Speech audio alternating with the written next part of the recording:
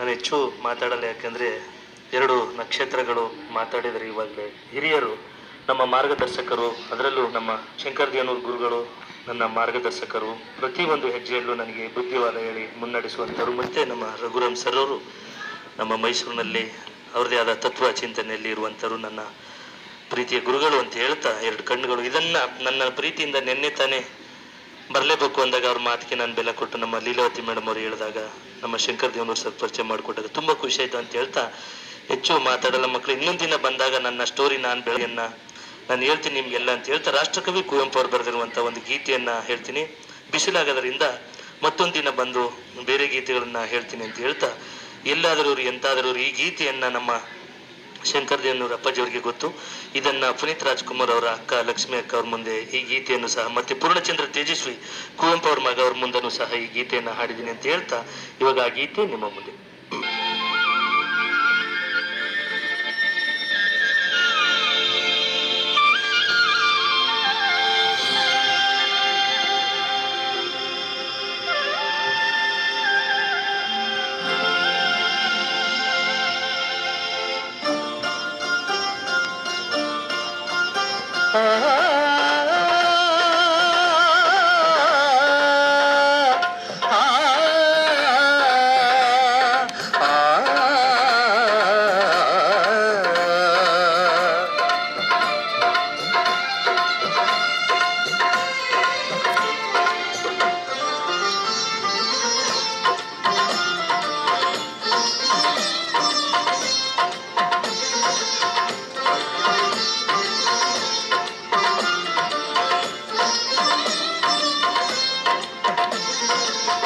ಎಲ್ಲಾದರೂ ಇರು, ಎಂತಾದರೂ ಇರು, ಎಂದೆಂದಿಗೂ ನೀ ಕನ್ನಡವಾಗಿರು. ಕನ್ನಡವೇ ಸತ್ಯ, ಕನ್ನಡವೇ ನಿತ್ಯ.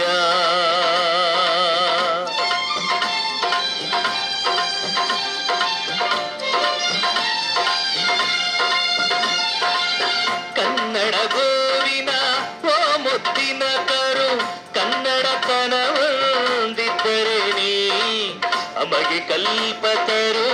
ಕನ್ನಡವೇ ಸತ್ಯ, ಕನ್ನಡವೇ ನಿತ್ಯ.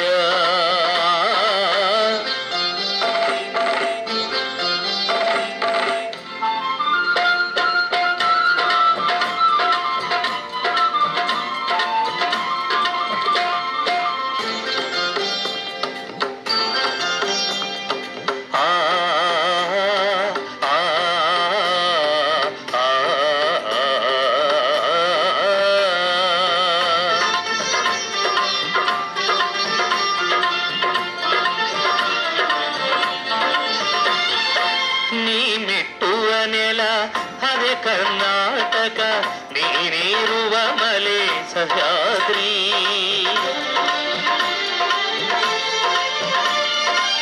ನೀ ಮೆಟ್ಟುವ ನೆಲ ಅದೇ ಕರ್ನಾಟಕ, ನೆಲ ಅದೇ ಕರ್ನಾಟಕ, ನೀನಿರುವ ಮಲೆ ಸಹ್ಯಾದ್ರಿ.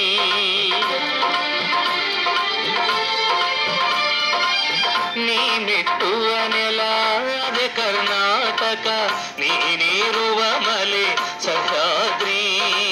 ನೀ ಮುಟ್ಟುವ ಮರ ಶ್ರೀಗಂಧದ ಮರ, ನೀ ಕುಡಿಯುವ ನೀರ್ ಕಾವೇರಿ.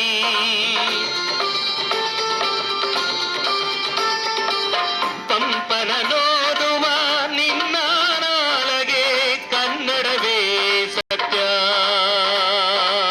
ಕುಮಾರವ್ಯಾಸನ ಆಲಿಪ ಕಿವಿಯದು, ಕನ್ನಡವೇ ನಿತ್ಯ.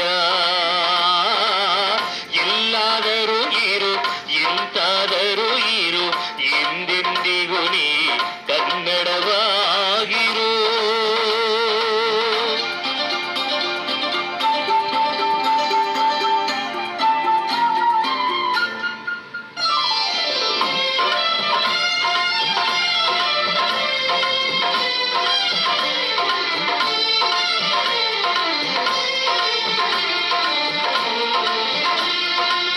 ಹರಿಹರ ರಾಘವರಿಗೆ ಎರಗುವ ಮನ, ಹಾಳಾಗಿ ಹಂಪೆಗೆ ಕೊರಗುವ ಮನ.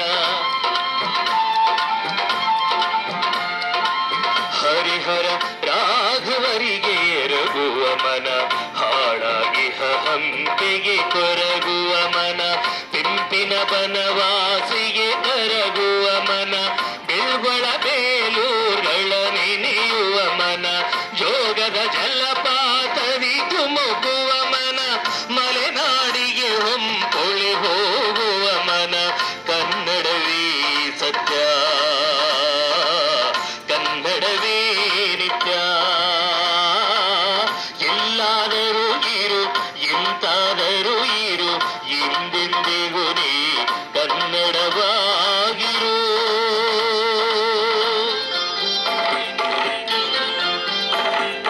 ಆಹಾಹಾ, ಆಹಾಹಾ.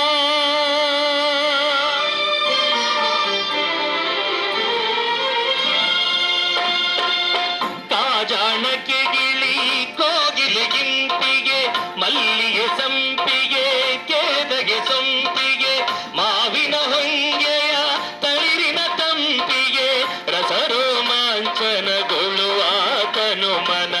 ಎಲ್ಲಿದ್ದರೆಗೆ ಎಂತಿದ್ದರೆಗೆ ಎಂದೆಂದಿಗೂ ಕನ್ನಡವೇ ಸತ್ಯ,